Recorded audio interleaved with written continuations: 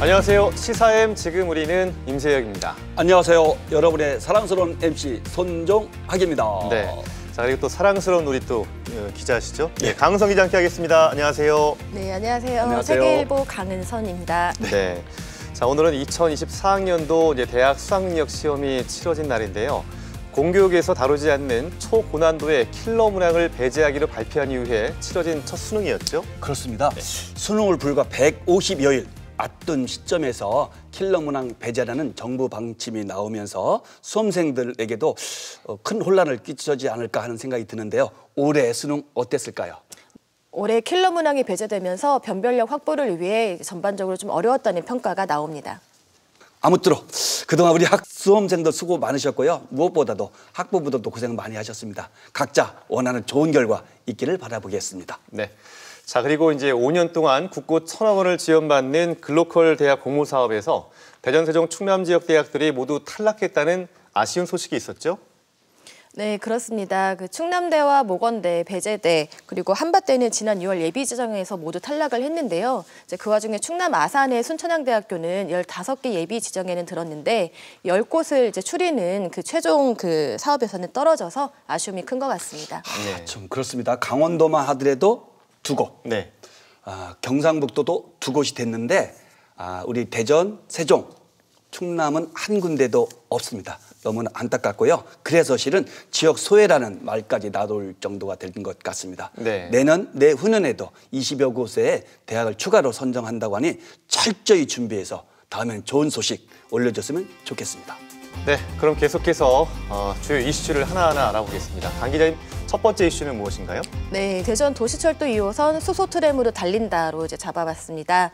대전시는 지난 7일 그 대전 도시철도 2호선을 완전 무가선 방식의 수소 트램으로 이제 건설한다고 최종 확정을 했습니다. 그 수소 트램은 그 수소 탱크에 있는 수소가 이제 공기 중에 산소와 이제 결합을 하면 이제 화학 반응을 하게 되는데요. 그러면서 전기를 이제 생산하게 됩니다. 이 전기가 트램에 탑재된 수소 연료 전지의 이제 동력원으로 이제 사용을 하게 되는 거고요. 그 현재 제작까지는 마쳤고 충북 오송에서 그 성능 평가까지 마쳤습니다. 대전시는 내년에 착공을 하고 2028년 준공을 목표로 하고 있습니다. 그래요. 트램 이야기가 나온 지가 꽤 오래됐습니다. 네. 그동안의 진행 과정도 좀 짚어보면 좋을 것 같습니다. 네, 우선 그 대전 도시철도 2호선 그 계획에 나온 거는 1996년인데요. 이제 그렇게 따지면은 건설 계획이 승인된 지 27년 만에 이제 최종 확정이 됐다고 볼 수 있습니다. 또 2014년에는 자기부상 열차에서 그 트램으로 이제 건설 방식이 또 한 번 이제 바뀌었는데요. 그 트램으로 확정된 지 9년 만에 이제 최종 이제 그 건설 방식도 이제 확정이 된 거고요. 트램 건설이 이제 확정되고 나서도 사실 이게 그 기존 도로에다가 그 트램 그 차선을 깔아야 되기 때문에 그 이른바 그 트램 3법이라고 하는 그 관련 법들이 이제 모두 다시 개정이 돼야 되는 상황이었거든요. 그래서 이 그 법 개정이 2018년에 모두 마무리가 됐습니다. 이렇게 좀 트램 건설에 대한 그 여건이 성숙되는 데 좀 시간이 걸렸습니다. 근데 이후에도 이 트램 건설 그 사업에 대해서 그 경제성이 좀 떨어지다 보니까 정부의 예비 타당성 조사를 이제 통과하지 못해서 또 공회전을 했었거든요. 그러다가 2019년에 그 문재인 정부에서 대전 도시철도 트램 사업을 예타 면제에 이제 포함을 하게 됩니다. 네. 네, 그러면서 좀 이렇게 속도를 내게 됐는데 여기서 또 한 번 제자리 걸음을 하게 된 게 그 민선 7기제 막바지에 그 급전 방식을 LTO 배터리 트램에다가 그 육가선과 무가선 혼용 방식으로 결정을 했는데 이게 좀 어떤 기술적인 한계가 있다라는 이제 지적이 나오면서 민선 8기 들어서 또 한 번 이제 백지화가 됐거든요. 이제 그러고 나서 그 지난 7일에 이제 최종 확정이 된 겁니다. 네, 지금 말씀하신 거 들어보니까 확실히 우여곡절도 많고 그렇습니다. 과정도 길었네요. 예. 지나했던 과정 같습니다. 네, 여러 방식들이 논의되다가 이제 수소 트램으로 확정한 이유는 아무래도 장점이 많은 거겠죠? 네, 대전시 설명에 따르면 그 수소 트램은 아무래도 이제 정거장마다 그 고압으로 충전하는 방식이 아니기 때문에 좀 안전사고 위험이 좀 없다는 이제 설명이고요. 그리고 이제 주행에 필요한 전기를 자체 생산하기 때문에 어떤 뭐 도로 결빙이라든지 뭐 침수 상황에서도 충분히 이제 해결을 할 수 있다라는 그 운행 제약이 없다는 점이 장점입니다. 또 이제 궤도만 부설이 되면은 그 운행이 가능하기 때문에 이제 지선이라든지 어떤 노선 확장에 있어서도 그 비용 부담이 크지 않다는 것도 이제 장점으로 꼽히고 있습니다. 네. 내년부터 공사를 시작해서 2028년이죠. 완공을 목표로 하는 것 같은데 그렇게 하다 보면 실은 차선도 감축될 수밖에 없고 교통 체증이 불가피해 보일 것 같습니다. 대전시에서는 어떤 대책 과연 세우고 있는지 궁금하네요. 네, 일단 대전시는 좀 이렇게 시민 불편을 최소화하기 위해서 이제 공사 구간을 전체로 이제 한 번에 가는 게 아니라 이제 구간 이제 부분마다 이제 잡고서 이제 공사를 하겠다는 이제 방침인데요. 일단 어쨌든 그럼에도 불구하고 그 차로를 이제 점유해서 공사를 해야 되기 때문에 그렇겠죠. 시민 불편은 어쩔 수 없이 발생할 네. 수밖에 없습니다. 이해와 협조가 필요할 것 네네. 같네요. 네네. 시민들의 교통수단을 넘어서 네. 대전의 랜드마크로 자리 되게 했으면 그런 바람을 가져보네요. 자랑거리 생겼으면 좋겠습니다. 네. 자, 두 번째 이슈 만나보겠습니다. 우리 강 기자님. 네, 그 대전 예술의 전당이 개관 20주년 공연을 준비했는데요. 이게 하루 전날 취소가 됐습니다. 대전 예당은 지난 8일에서 11일까지 그 베르디의 오페라 운명의 힘을 이제 개관 20주년 공연으로 올릴 예정이었는데요. 공연 하루 전날인 지난 7일 오페라가 이제 취소됐다는 긴급 공지를 이제 냈습니다. 그 이유는 오페라 무대 세트 미완성이었는데요. 이 공연은 대전 예당이 자체 기획을 하고 이제 제작한 오페라였는데 그 무대 세트 제작 업체가 무대 세트를 제대로 설치하지 않으면서 안전 확보를 할 수 없다라는 이유로 공연 취소를 이제 결정하게 된 겁니다. 이야, 참 굉장히 황당하기도 그렇죠. 하고 당황스럽기도 합니다. 네, 그 공연 하루 전에 취소가 돼서 아마 그 예매하신 분들이 1,500명 정도 되는 걸로 알고 있는데 이분들 입장에서는 얼마나 좀 황당했을까 그런 생각이 듭니다. 근데 이렇게 준비가 미흡했던 이유, 아까 이제 무대 업체라고 하셨죠?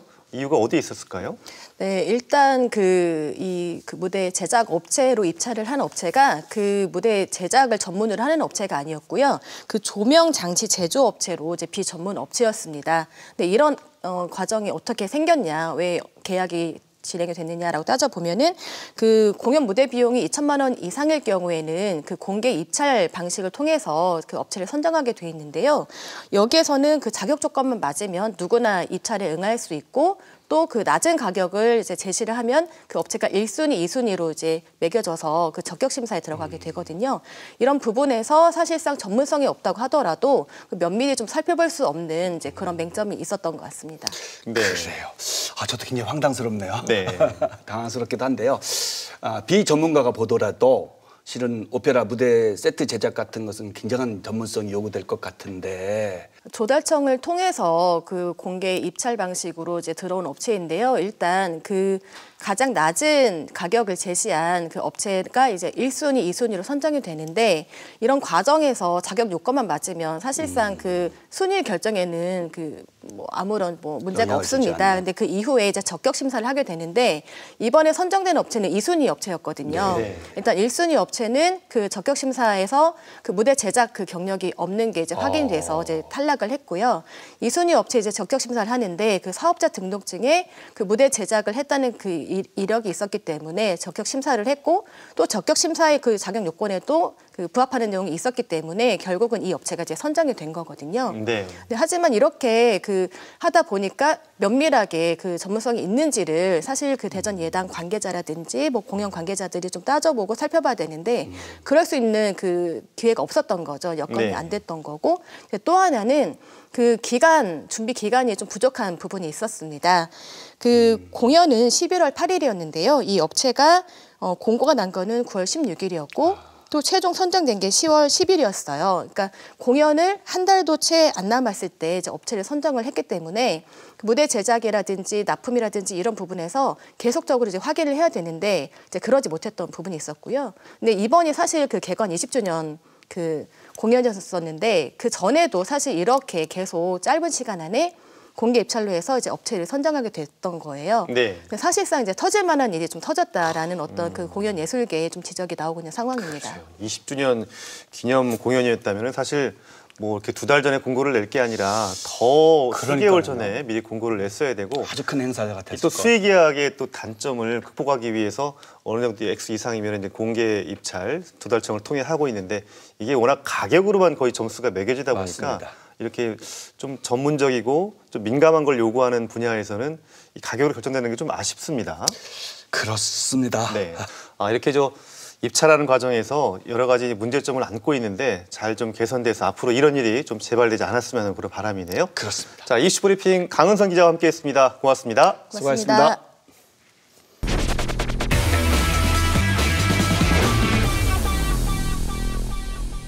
네, 이어지는 코너는요.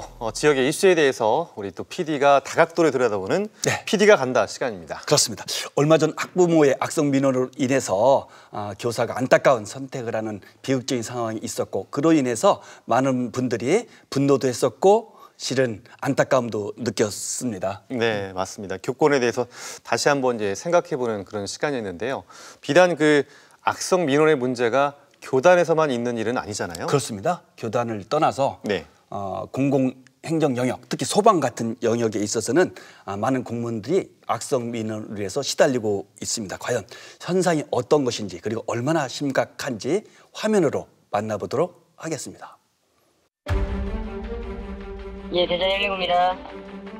나는 그래, 119에 사람들이 간다고. 119야! 빨리!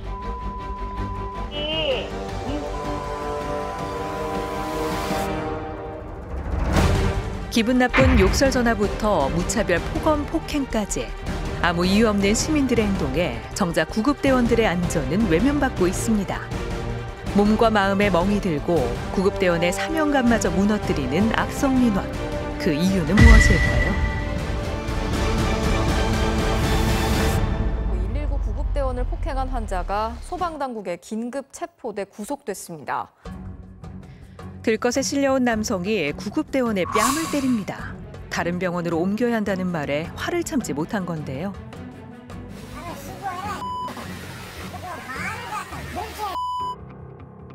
자신이 부주한 시민으로부터 오히려 폭행을 당한 119 여성 구급대원.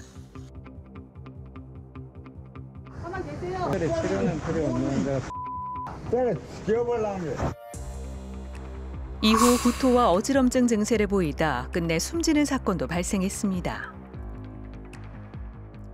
119 구급대원을 향한 폭언과 폭행, 우리 지역도 예외는 아닙니다. 야, 네가 정했어? 저한테 안하세요? 네가 정했어? 야, 내가 세금 50만 원 넘게 내. 그러다 갑자기 구급대원을 향해 있는 힘껏 가방을 던지는 남성. 얼굴을 맞은 구급대원은 고개를 떨굽니다. 전국에서 발생한 응급구조를 포함한 소방활동 방해 건수는 지난 2020년 244건에서 지난해에는 300건을 넘어섰습니다. 삿대질하고 침 뱉으려고 하고 이런 사람들도 있고 현장에 나가서 폭행을 당했던 적도 있고 욕설은 비일비재하고요. 사고 현장에 출동을 했다 폭언 폭행을 당하는 구급대원들의 수나는 끊이지 않고 있는데요. 특히 가해자 10명 중 9명은 술에 취한 상태에서 폭행을 저지르는 것으로 나타났습니다. 제가 생체 증거 같은 걸 이렇게 파악하려고 하는데 발길질 이렇게 막 하시더라고요. 빨리 병원에다 이송을 하는 게 좋겠다 싶어서 이 차에다가 태웠어요. 근데 구급차에 경찰도 같이 동승을 한 상황이었고요. 근데 그 사이가 한 5분, 10분? 이 정도밖에 안 됐던 것 같은데 갑자기 다리를 이렇게 들어 올려가지고 전 온몸을 이렇게 뒤집으면서 저 옆에 나란히 앉은 3명을 발로 다 찼거든요. 경찰분도 팔 이렇게 찢어져가지고 피 나고 근데 제가 제일 안쪽이어서 머리를 계속 두드려 맞았어요. 그래서 안경도 벗겨지고 그래서 여기 상처도 나고 피도 나오고. 응급 상황이 아닌데도 마치 콜택시를 부르듯이 구급차를 호출하는 경우도 많은데요. 지난해 119 구급 출동은 약 350만 건, 출동 건수는 해마다 느는 반면 이송된 환자 인원은 별 차이가 없습니다. 그 이유는 거짓 신고나 비응급 신고 등 비양심 신고가 늘고 있기 때문입니다. 119 신고를 받고 출동한 구급대원 A씨. 현장에 가서 환자를 만났지만 병원 이송을 원치 않는 상황이었는데요. 이송을 하지 않았다는 동의서를 받아요. 이제 거기다가 제가 환자 이름, 전화번호 적는 란이 있어서 적고 옆에 서명란에다가 이제 여기 서명해주세요라고 했더니 앞에 이름을 자기 글자로 적어야 하지 않냐고. 그래서 이름은 그냥 제 글자로 적어도 상관없고 뒤에 서명란만 본인 서명이면 된다. 했는데 이제 제가 위조를 했다. 그래서 경찰에 신고를 하셨어요. 기꺼이 자신을 도와주러 온 구급대원에게 왜 폭언 폭행을 하는 걸까요? 자신의 행동이 위험한지는 상황 파악하기가 어렵잖아요. 이제 그러다 보니까 그런 안전을 확보하기 위한 그 소방관들의 어떤 그 대처들이 자신을 방해한다거나 혹은 괴롭힌다거나 라는 방식으로 해석이 되는. 출동대원의 태도가 마음에 들지 않는다며 불만 민원을 제기하는 일도 빈번합니다. 집에 진입을 했을 때 집에 키우고 있는 고양이가 집 밖으로 나갈 뻔했다고 이렇게 애완동물 조심해서 출동하는 그런 매뉴얼도 없냐는 식의 저희가 혼자 문진할 때 여러 가지 여쭤보는데 뭐 의사예요? 가서 얘기할게요 이렇게 얘기하시는 분들이 이럴 거면 니네가 왜 119냐 이런 식으로 얘기도 하시고 이럴 거면 택시 불렀지 그런 말씀도 하시고. 한 번의 폭행만으로도 상처가 큰데 일부 시민은 지속적 괴롭힘을 일삼기도 합니다. 과거 여성 구급대원을 폭행한 가해자가 다시 해당 대원을 만나기 위해 지속적으로 119 출동을 요구한 사례도 있는데요. 한 달 정도 있다가 출동 나갔는데 이제 딱 그분이더라고요. 겁이 났다고 해야 되나? 왜냐면 그 출동 나갔던 그분 집이 제가 살고 있는 집하고 얼마 차이가 안 나거든요. 만약에 집에서 제가 뭐 쉬는 날 뭐 이렇게 잠깐 나갔다가 저는 그분을 못 봤는데 그분이 저를 볼 수 있잖아요. 애기 데리고 이렇게 나갔다가 만날까봐 그러면은 좀 이긴 하죠. 구급대원을 보호하기 위해 소방당국은 웨어러블 캠을 보급하는 등 대응책을 내놨는데요. 이는 증거 확보를 위한 수단일 뿐 폭행 사고 자체를 막지는 못합니다. 또한 민원 발생 시 원만한 타협을 요구하는 조직 분위기도 문제인데요. 저희 조직 내에서 처리하기에는 사실 좋은 쪽으로 처리를 하고자 하는 쪽이 약간 분위기가 있는 것도 같아요. 이제 대화를 좀 민원인하고 해보면서 풀어보면 어떨까 이렇게 얘기를 하시는데 그게 이제 제가 원하는 방향과 다르면 그냥 마음을 좀 닫게 되는 경우가 있는 것 같아요. 저의 편이 오로지 돼주진 않고. 구급대원들은 현장에서 또다시 폭행을 당하지 않을까 하는 트라우마에 시달리고 있고 이는 구급 서비스의 질 저하 문제로 이어집니다. 민원에 안 당하도록 하려고 노력을 많이 하죠. 그냥 그러시군요 죄송합니다 밖에 못하는 상황에서 좀 무력감을 느낄 때가 많습니다. 이렇듯 악성 민원은 구급대원의 사기와 의욕을 걷고 나아가 도움이 절실한 누군가의 골든타임을 놓치게 만듭니다. 좀 심각하게 얘기하면 타인의 생명을 빼앗고 있다? 네, 화면을 보니까 이제 구급대원들의 고충이 참 느껴집니다. 그렇습니다. 예. 자, 오늘 그래서 도움 말씀 주시기 위해서 모건대학교 최진 교수 모셨습니다. 교수님 안녕하세요. 네, 안녕하세요. 안녕하세요. 근데 이런 사례를 간과할 수 없는 게 이들도 이제 공무원이기 이전에 뭐 한 가정의 가장이기도 그렇죠. 하고 또 평범한 시민이지 않겠습니까? 그렇죠. 폭행이나 이제 이런 악성 민원 때문에 고통을 받는 그런 소방관들이 많이 있죠. 그래서 이제 출근하기가 겁나다.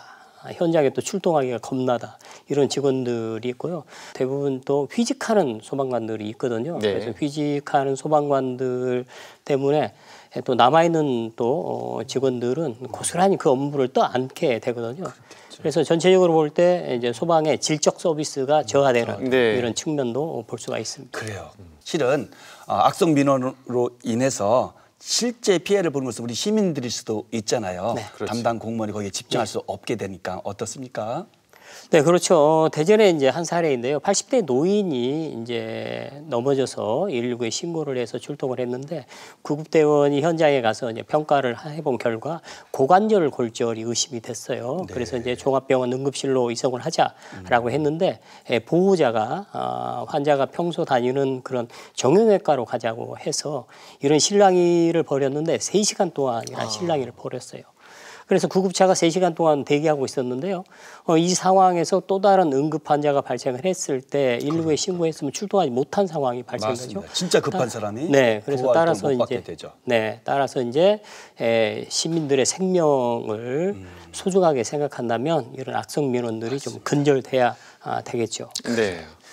근데 이 구급대원에 대한 폭언과 폭행을 근절을 위한 그런 법이 마련돼 있는 것으로 알고 있는데요. 실은 이제 소방기본법이 있습니다. 네. 네, 소방기본법에 의하면 구호 내지는 구조 활동을 하는 응급대원들에 대한 폭행, 협박 시에는 5년 이하의 징역 네. 또는 5천만 원 이하의 벌금에 처하게 있게 되어 있고요. 실은 이런 사건들이 대부분은 주치 상태에서, 즉 네. 술을 마신 상태에서 많이 벌어지고 있습니다. 그랬을 때 법원에서는 술을 먹어서 제대로 판단력이 없다라고 해서 심신미약 감경을 하는 경우가 종종 있었어요. 네. 이런 부작용을 방지하기 위해서 우리 법에서는 이런 경우만큼은 심신미약 감경을 하지 못하도록 법에 명문으로 되어 있기도 합니다. 네.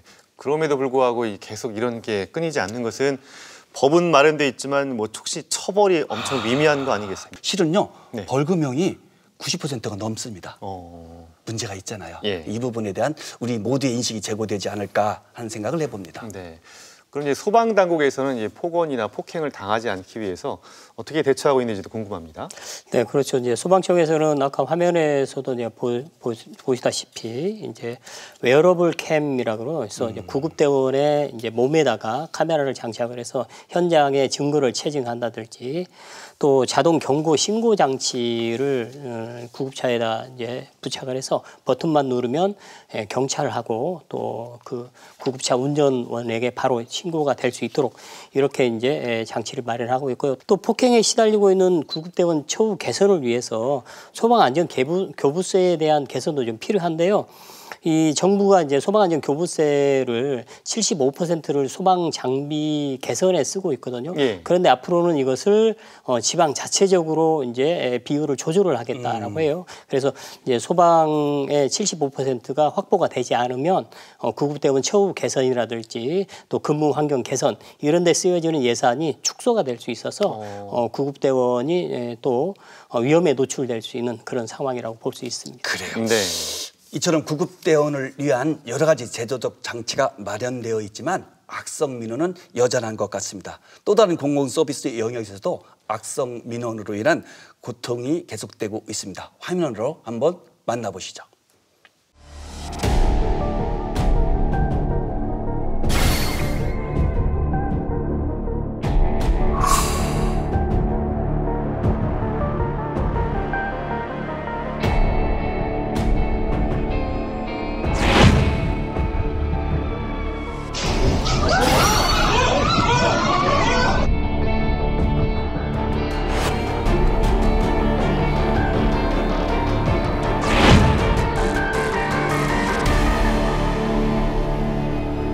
자신의 어떤 그 요구라든지 좌절됐을 때 그것에 대한 어떤 분풀이를 공무원들을 대상으로 하는 것이죠. 그러니까 이제 상대를 만만하게 보는 것이고.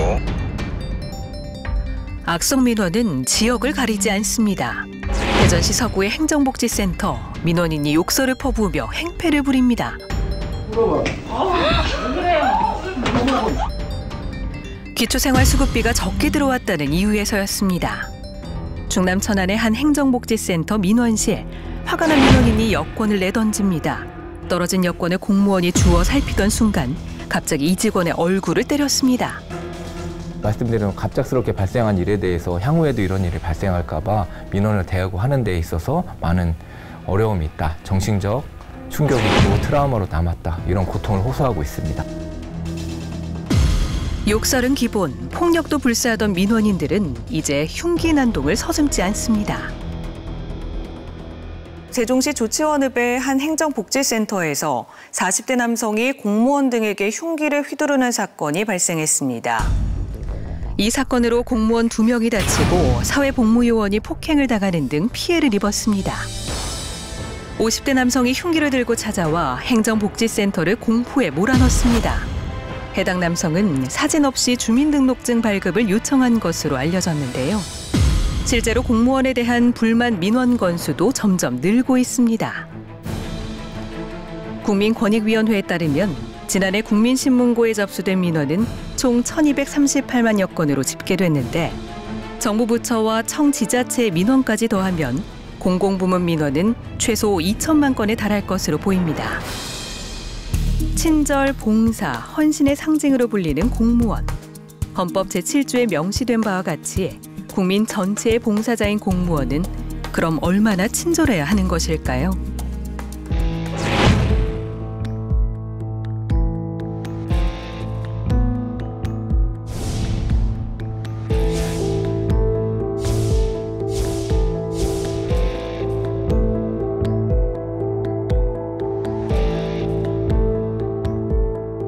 황당한 민원 제기에 해당 공무원들도 상당히 곤혹스러워했는데요.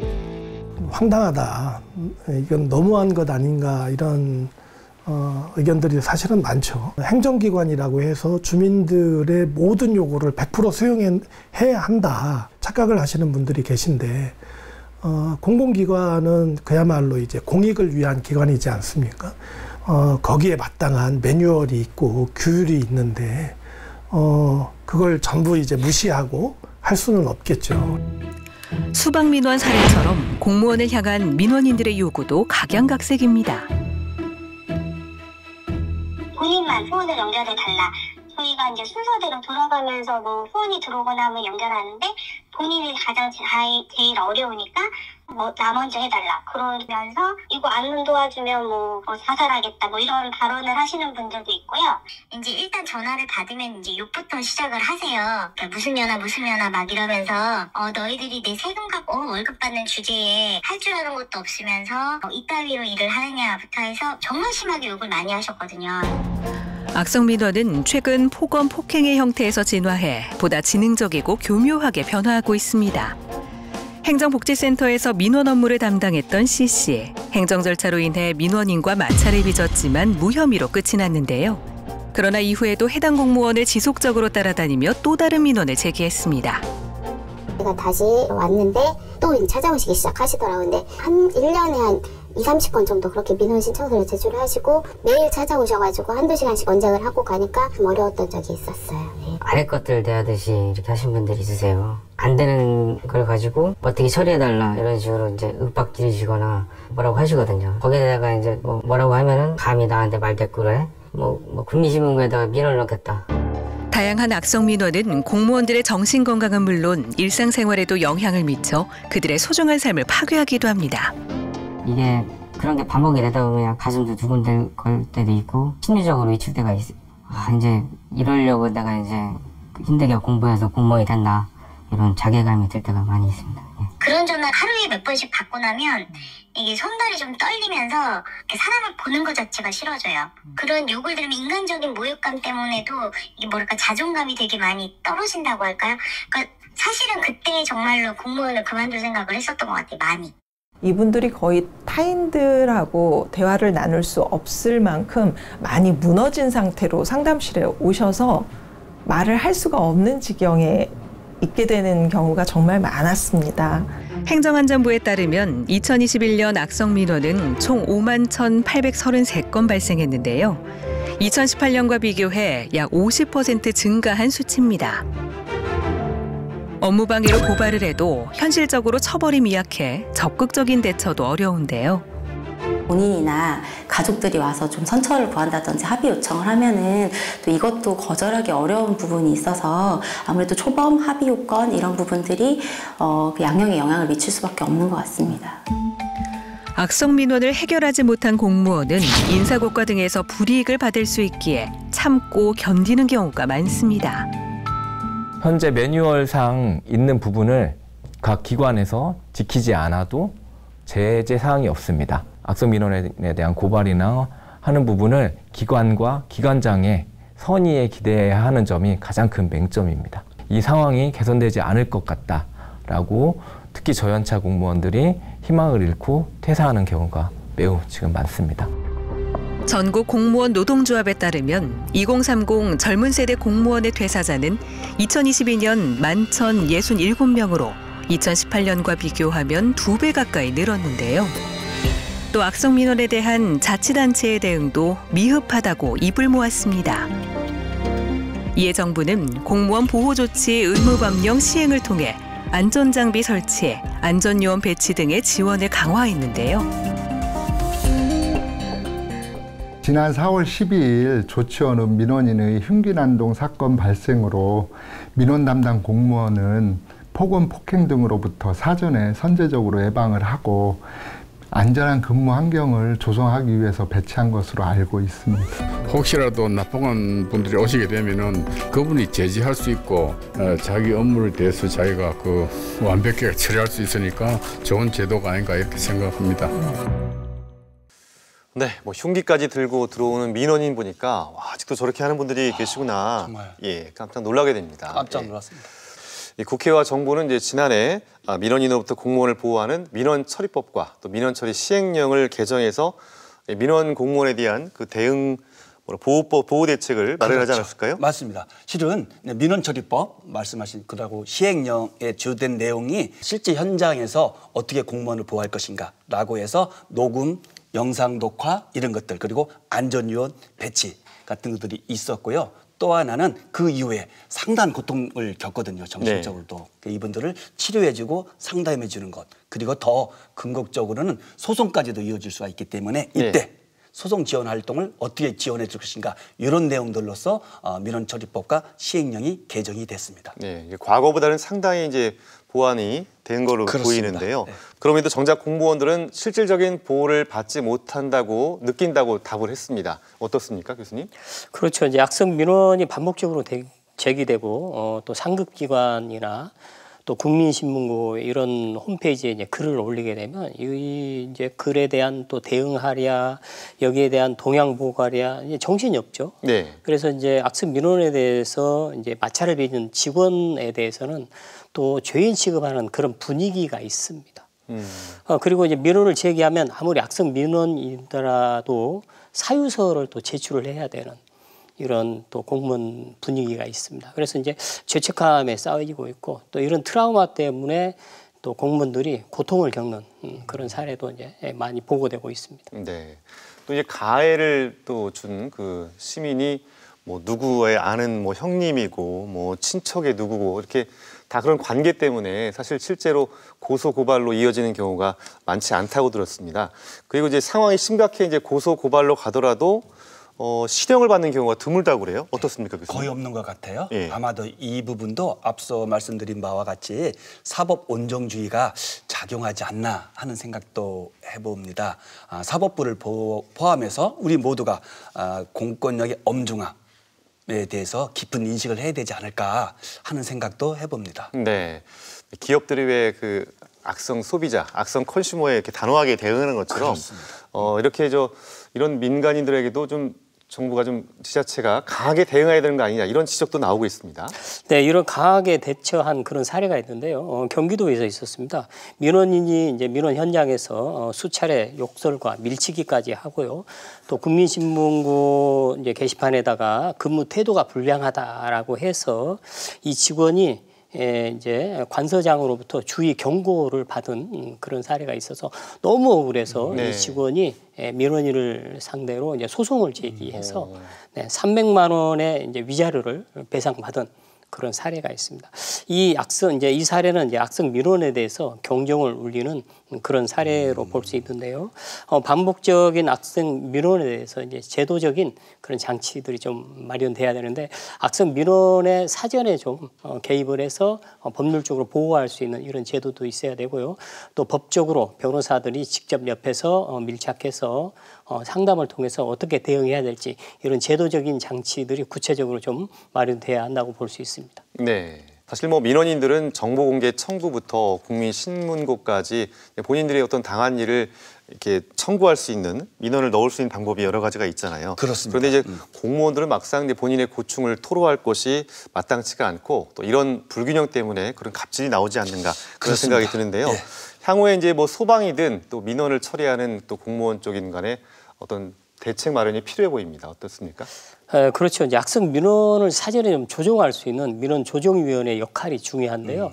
민원조정위원회의 역할을 사후에 이제 조정할 것이 아니고 사전에 개입을 해서 민원조정위원회의 역할이 조금 더 적극적으로 개입을 해서 조정할 수 있는 이런 제도가 좀 마련되어야 할 것 같고요. 그 다음에 이제 이 민원에 대응하는 공무원을 보호할 수 있는 이런 제도적인 장치가 마련돼야 할 것입니다. 그래서 제가 좀 전에도 말씀드렸지만 변호사들이 옆에서 법률적으로 좀 조언할 수 있는 이런 구체적인 정책 방안들이 좀 마련되어서 공무원도 마음 편하게 일할 수 있는 이런 분위기가 마련돼야 할 것입니다. 네. 정부와 지자체는 이제 민원 공무원들이 겪고 있는 어떤 고충에 대해서 잘 경청을 하고요. 또 교수님께서 말씀하신 것처럼 그 실질적인 그 제도적 보완책이 나오기를 좀 기대해 봐야 되겠죠? 네, 맞습니다. 실은 제도 개선만으로는 한계가 있을 것 같습니다. 네. 처벌도 한계가 있고요. 그래서 실은 공권력을 대하는 우리 국민들의 인식 제고도 중요할 것 같습니다. 무엇보다도 공무원은 우리 국민 전체에 대한 봉사자이지 결코 나의 하인도 아니고 실은 부하 직원도 아니지 않겠습니까? 네. 그래서 공무원도 우리 가족이라는 생각으로 대했을 때 이런 문화가 좀 더 빨리 조성되지 않을까 하는 생각도 해봅니다. 네. 자, 지금까지 스튜디오에서 도움 말씀 주신 모건대학교 최진 교수님이었습니다. 교수님 오늘 말씀 고맙습니다. 고맙습니다. 네, 오늘도 지역의 다양한 이슈부터 또 악성 민원 때문에 고통받는 공무원들 이야기까지 만나봤습니다. 사실 이제 양쪽의 그 권한이 균형 있게 좀 있어야 큰 문제가 발생하지 않는데 교권도 그렇고 그렇습니다. 또 이 공무원들의 권리도 그렇고 한쪽이 좀 이렇게 모자라니까 문제가 발생하는 것 같아요. 어떻게 보셨습니까? 균형감을 찾았으면 좋겠고요. 네. 우리나라가 선진국으로 가는 길은 바로 이런 것부터 해결을 해야 될 것 같습니다. 그리고 무엇보다도 공권력에 대한 존중, 인식이 널리 확산됐으면 좋겠다는 바람을 가져봅니다. 네. 자, 다음 시간에도요, 지역의 다양한 이슈들을 심층적으로 취재해서 여러분께 전할 것을 약속드리면서 저희는 물러가겠습니다. 함께해 주신 여러분 고맙습니다. 고맙습니다.